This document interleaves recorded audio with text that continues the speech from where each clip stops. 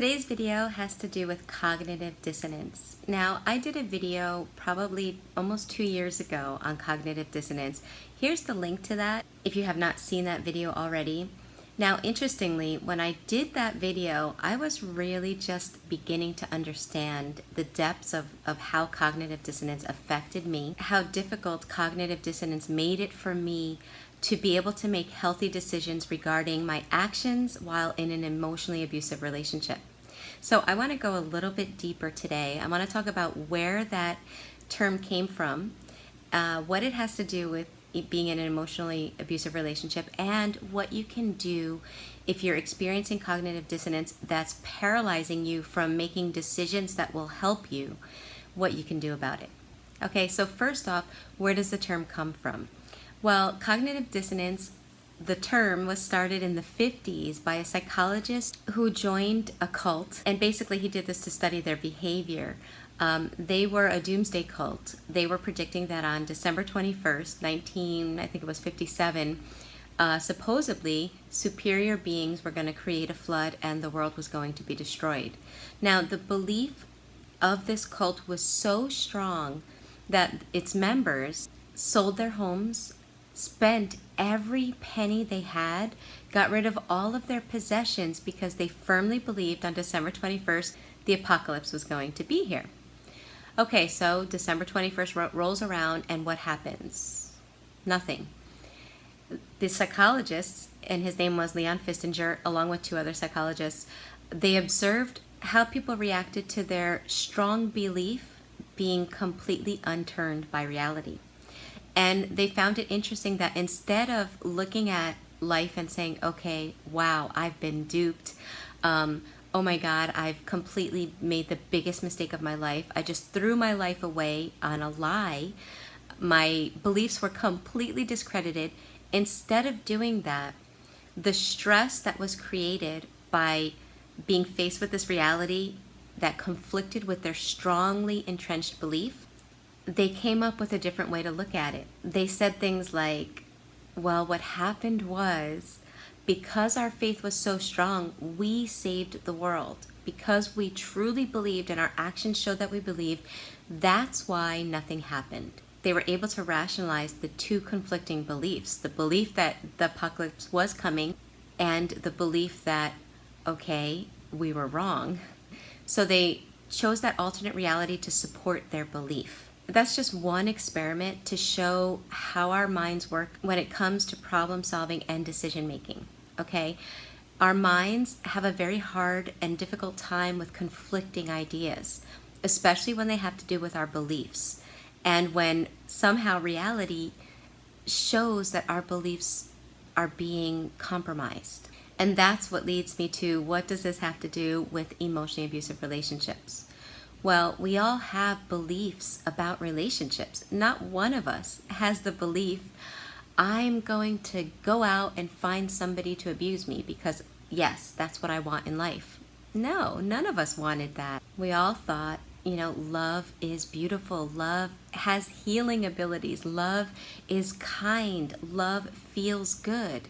Love is reciprocal. We had all of these beliefs about what love is.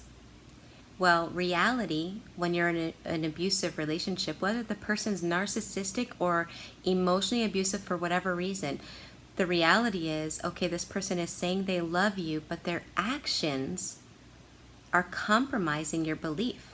Okay, when you love somebody, you don't scream in their face, you don't call them derogatory names, you don't ignore them for weeks and months on end, you don't publicly humiliate them for your own selfish gain, you don't insult them because seeing their pain makes you feel good. That's not love.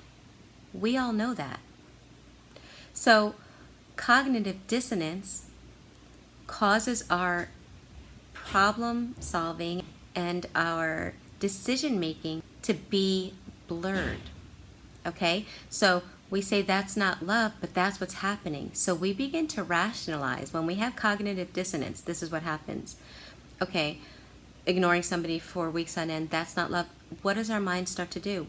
Well, maybe it's because I did something. Oftentimes we'll begin to blame ourselves to rationalize what's going on in our life. Or we'll start to say, okay, love doesn't yell, scream, or call derogatory names, and that's what's happening, but it's only because, I did this or that, blaming ourselves again, or maybe I'm being too sensitive. We excuse and minimize the other person's behavior. Well, they're doing that because they had a difficult upbringing, and that's why they do that. That happened to them. My love is going to heal and help and cure them. Okay, so that thinking, that cognitive dissonance, when we have two conflicting ideas, we begin to rationalize what's going on. And when we do that in an emotionally abusive relationship, the interesting thing is we wind up rationalizing in a way that makes us stay in the relationship as opposed to rationalizing and leaving. Why?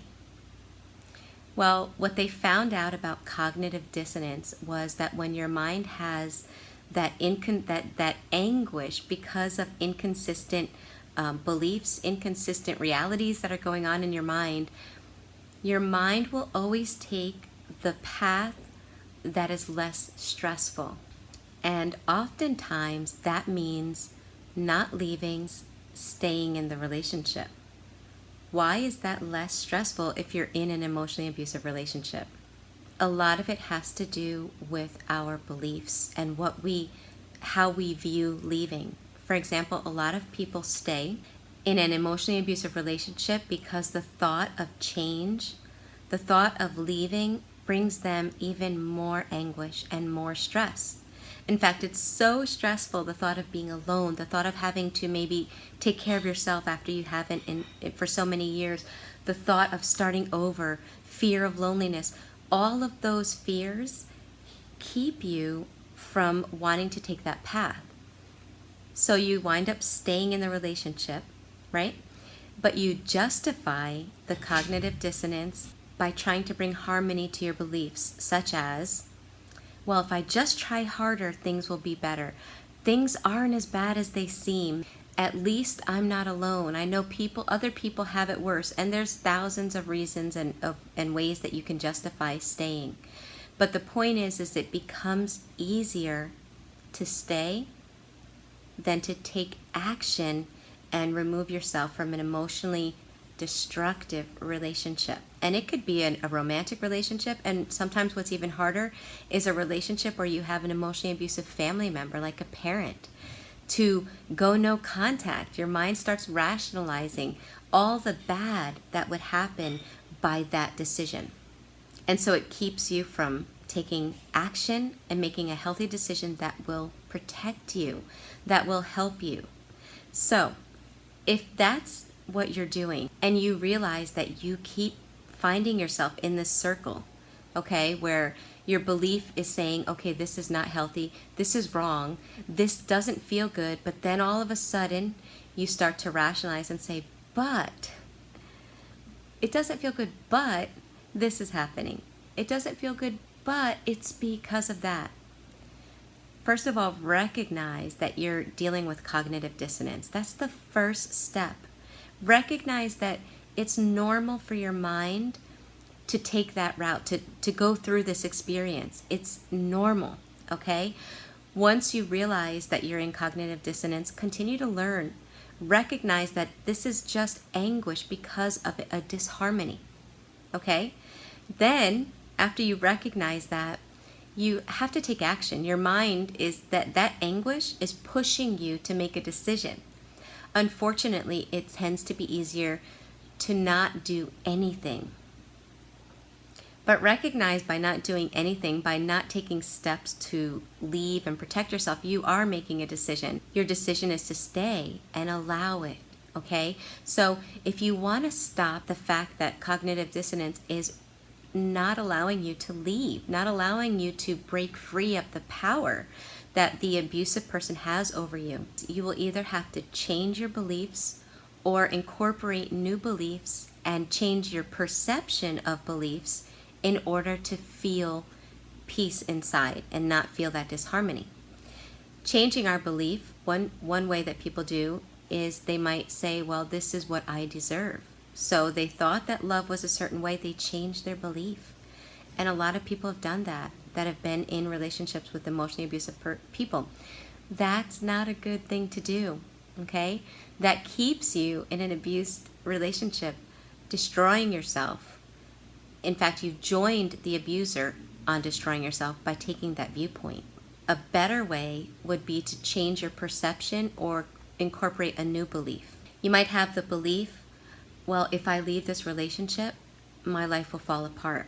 If I leave this relationship, bad things will happen.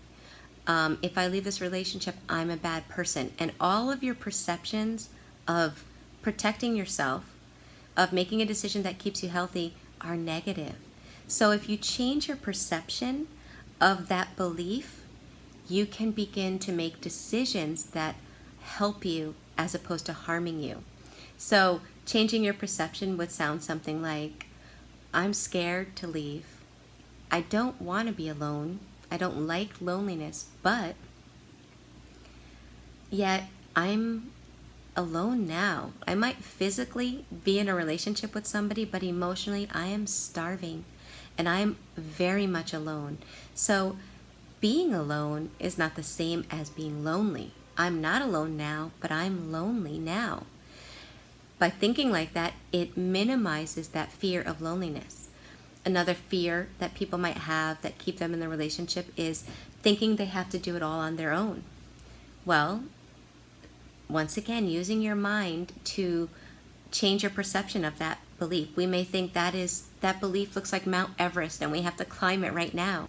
You can knock that belief down to size, to a more manageable size, by really examining it. Okay, I'll have to do it all alone. Well, wow, I'm in a relationship with so-and-so and I'm the breadwinner.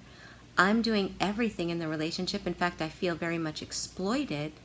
So if I'm alone, what's the difference? Well, the difference would be I would still be doing it on my own because I feel like I'm doing it, that's how I feel like I'm doing it now, but I wouldn't have somebody constantly making me feel bad every step of the way, every moment of my life. Wow, it would be really nice to not have somebody that's insulting me all the time, all day long. What would life look like if I didn't have somebody that was always pointing out my negative? Okay, so by looking at it that way, by changing our perception that that challenge is something that's insurmountable, we make it smaller, we make it easier. And that's so important because remember what I said, our mind will always take the path that is less stressful. So if we begin to analyze what our life would look like in a realistic way without an emotional abuser, we begin to make that path easier to take. So if you're dealing with this and you're watching this video because you recognize your belief is I'm in an abusive relationship, this is not good. Start analyzing the beliefs that are keeping you there. Write them down. Okay, I believe that I won't be able to do it alone. I believe that I'll fall apart. I'll believe that this bad thing will happen, that bad thing will happen. Write them down. Know which beliefs are fighting with each other in your mind and are keeping you captive in a relationship that's virtually killing you from the inside out. Once you know your beliefs, start changing your perception. Is it really as impossible as you think it is in your mind? Really analyze it. Find the positive outlook of it. For example, if your belief is, I'm afraid because then I'll be alone, look for the positive. Well, I'll be alone, but I won't be being emotionally and psychologically abused. I'll have more time for myself to do things that I enjoy because I have no time for myself now. I have to revolve around another person 24/7. There's no time for me. I don't even exist anymore.